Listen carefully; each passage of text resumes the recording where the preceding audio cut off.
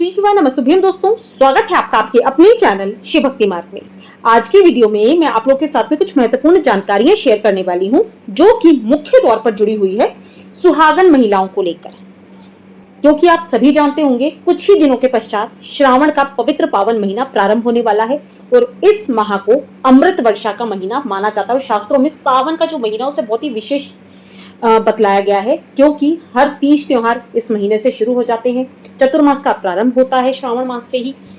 और साथ ही साथ जो माताएं बहनें हैं मेरी, जो विवाहित हैं या जो कुंवारी कन्याएं हैं, वह इस माह में माता गौरा को भी प्रसन्न करने का अथाह प्रयास करती हैं। क्योंकि आप सभी जानते होंगे श्रावण में महादेव के साथ साथ, क्योंकि जहाँ पे शिव का पूजन है वहां शक्ति का पूजन अवश्य रूप से अनिवार्य माना जाता है। तो शिव के साथ हमें शक्ति का पूजन अवश्य रूप से करना चाहिए। और आज की वीडियो में हम जानेंगे ऐसे कौन से कार्य हमें जरूर करने हैं जिससे हमें माता गौरा का आशीर्वाद तो मिले ही मिले, साथ ही साथ महादेव की कृपा दृष्टि में भी हम रहें और हमारे घर से दुख और दरिद्रता गरीबी कोसों दूर हो जाए और माँ गौरा आपको प्रसन्न होकर आपकी पति की दीर्घायु का वरदान देकर आपको जाए।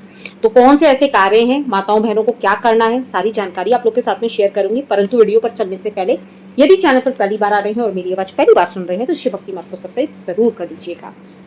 तो चलिए अब हम वीडियो को प्रारंभ करते हैं। सर्वप्रथम सावन में माता पार्वती और भोलेनाथ का विधिवत पूजन अर्चन किया जाता है। सच्ची श्रद्धा भक्ति भाव से जो भी माता गौरा की पार्वती जी की शरण में जाता है उसे माँ अथाह आशीर्वाद जरूर देती हैं। आप सभी जानते होंगे श्रावण में अक्सर हम सावन सोमवार के व्रत किया करते हैं और सावन का जो मंगलवार होता है उसे मंगला गौरी व्रत के नाम से भी जानते हैं। तो ऐसे में जो भी मेरी माताएं बहनें हैं, मंगला गौरी व्रत यानी जो मंगलवार के दिन सावन पड़ते हैं उसमें माता मंगला गौरी का व्रत करें, जो कि माँ गौरी का ही स्वरूप है। और सावन में मंगलवार का बहुत विशेष महत्व भी है। और यदि आप व्रत वगैरह नहीं करना चाहते हैं तो विधिवत माता गौरा की आप शिवालय जाके कर सकते हैं, आप अपने घर में कर सकते हैं। विधिवत उनका पूजन अर्चन कर लें, उन्हें भोग प्रसाद अर्पित कर दें और विधिवत आप उन्हें जो भी सुहाग की सामग्री भेंट करना चाहते हैं वो जरूर करनी चाहिए। क्योंकि माँ मंगला गौरी सौभाग्य की कामना करने वाली जो भी मेरी माताएं बहनें हैं उन्हें सुख सौभाग्य देने के साथ साथ उन्नति तरक्की और उनके पति को दीर्घायु का आशीर्वाद भी देती हैं। और हम यदि हमारे घर में बच्चे हैं, संतान है, तो संतान को भी सुख समृद्धि का माँ गौरा आशीर्वाद देती हैं। और साथ ही साथ माँ गौरा इसलिए बहुत अधिक प्रसन्नता की मुद्रा में होती है क्योंकि सावन के माह में ही माँ गौरा ने शिव जी को प्रसन्न किया था और शिव जी ने माता गौरा से विवाह का आशीर्वाद उन्हें दिया था। तो ऐसे में माता गौरी और शिव जी बहुत ही ज्यादा प्रसन्न मुद्रा में होते हैं और जो भी मेरी माताएं बहनें ये सारे कार्य करती हैं उनको अथाह गुना फलों की प्राप्ति होती है और साथ ही साथ माता गौरा से आशीर्वाद भी प्राप्त होता है। तो सबसे पहला कार्य था मंगला गौरी व्रत का। यदि आप व्रत नहीं भी करते, विधि विधान से पूजन अर्चन अपने घर में कर सकते हैं। अब जो दूसरा कार्य है माता पार्वती का, आप यदि पूजन अर्चन करते हैं अपने घर में भी इस कार्य को कर सकते हैं। जो दूसरा मैं आपको कार्य बता रही हूँ, प्रत्येक दिन माँ गौरा के समक्ष आप जो पार्वती जी हैं आपके घर में फोटो मूर्ति तस्वीर जो भी हो आप वहां भी कर सकते हैं, नहीं तो मंदिर पे जाके भी एक लाल रंग का पुष्प माता को चढ़ाएं। पूरे सावन का एक नियम बना लीजिए, 29 दिन का इस बार सावन पड़ रहा है। एक लाल रंग का गुड़हल का पुष्प मिल जाए, नहीं तो गुलाब का पुष्प भी ले सकते हो। लाल गुड़हल मिल जाए तो अति सुंदर बात होगी। उस पुष्प को और सिंदूर को, जो पीला सिंदूर होता है, पीला सिंदूर नहीं मिल पा रहा है तो लाल सिंदूर ले लीजिएगा। लाल सिंदूर अनामिका उंगली से माता की मांग में लगाएं। मांग भरने के पश्चात जो सिंदूर आपकी उंगली में रह जाता है, ध्यान रखिएगा, जो उंगली में रह जाता है उसे अपनी मांग में अवश्य रूप से लगा ले। इससे माँ गौरा के आपको आशीर्वाद तो प्राप्त होगा ही होगा, साथ ही साथ आपके पति को दीर्घायु का आशीर्वाद भी माँ देंगी। क्योंकि श्रावण महीने में किए गए इस कार्य से कभी भी महिला को वैधव्य दुख की प्राप्ति नहीं होती है, पति उनकी दीर्घायु रहती है, सुख सौभाग्य उनके जीवन में बना रहता है हमेशा।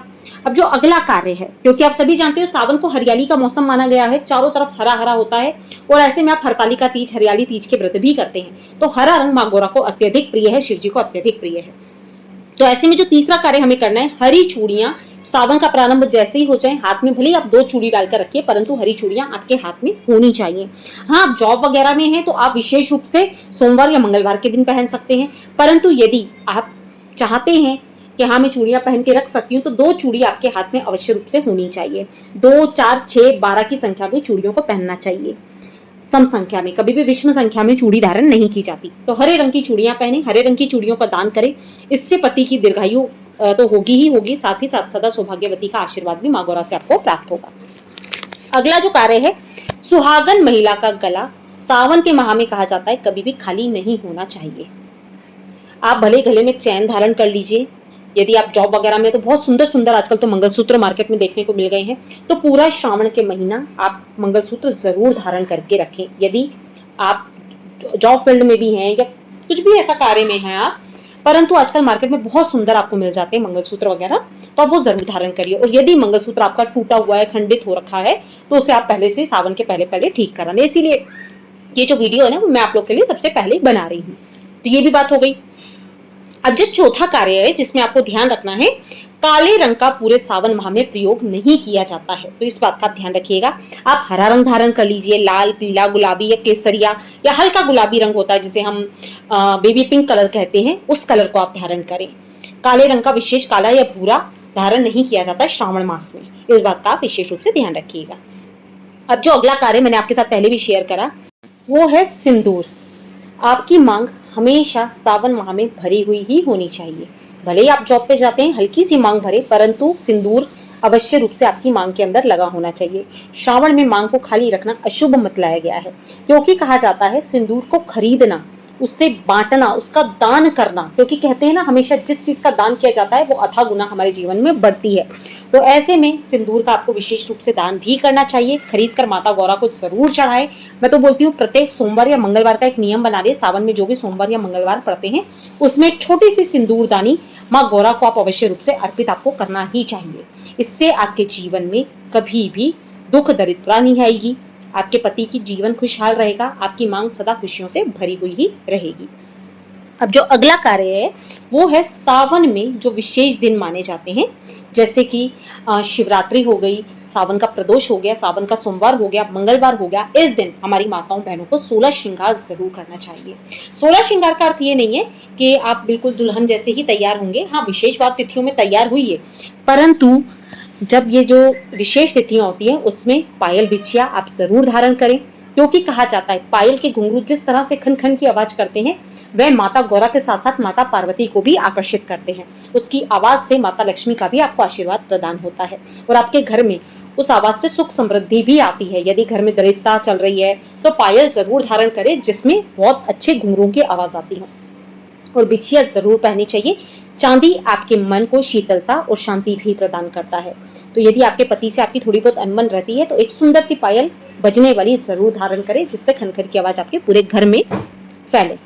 अब जो अगला कार्य है, इस दौरान श्रावण मास में सुहाग की सामग्री खरीदना और उनका दान करना। जैसे आप अपने अनुसार मेहंदी, बिंदी, बिछिया, पायल, जो आपका देखिए बजट है, 5 या 6 या 7 या 11 या 16 की सामग्री खरीद कर उसका दान आपको अवश्य रूप से करना चाहिए। और इसी दौरान कोई भी आपके घर में आपको लगता है आपसे बड़ी उम्र की जो महिलाएं होती हैं, जैसे कि आपकी सास हो गई या सास आपके साथ नहीं रहती है, तो जो भी बड़ी उम्र की हो गई, 50, 60, 70 साल की जो लेडीज हैं जिनके पति हैं और वो सुहागन हैं, तो ऐसे में ये जो सुहाग सामग्री है आपको उनको भेंट करके उनका आशीर्वाद जरूर लेना चाहिए। आप मानेंगे नहीं, बहुत ही शुभ कार्य बतलाया गया है। अपने से बड़ी जो बुजुर्ग महिलाएं यदि वो सुहागन है उन्हें सुहाग सामग्री को भेंट करना। यदि आपकी सासू माँ है तो आप उनको भी भेंट कर सकते हो। अब जो अगला कार्य है वो विशेष रूप से आप सभी बहनों के लिए, बहुत कुछ बहनों को तो बहुत शौक होता है मेहंदी लगवाने का। श्रावण में मेहंदी सुहागन महिला के हाथ में लगना बहुत ही शुभ बतलाया गया है। तो श्रावण मास में यदि हो सके तो महीने में 1 बार 2 बार जैसे आपको समय मिल पाता है आप मेहंदी, भले नाम के लिए हल्की सी टीकी लगाएं, परंतु आपके हाथ में मेहंदी जरूर लगनी चाहिए श्रावण के महीने में। इससे आपके जीवन में आपकी गोद, आपकी मांग सदा हरी भरी रहती है। ये शास्त्रानुसार कुछ बातें हैं जो मैंने आप लोग के साथ में शेयर करी है, और ये वीडियो मैं आप लोग के साथ में इसीलिए इतनी जल्दी शेयर कर रही हूँ कि जो श्रावण मास में ये जो कार्य बतलाए गए हैं बहुत ही विशेष रूप से प्रत्येक महिला को करनी ही चाहिए।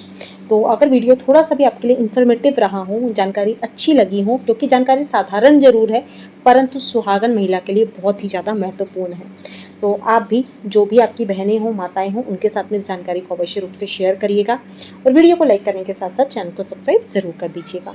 मिलते हैं अपने नेक्स्ट वीडियो में, तब तक के लिए श्री शिवाय नमस्तुभ्यम, जय माता रानी दोस्तों।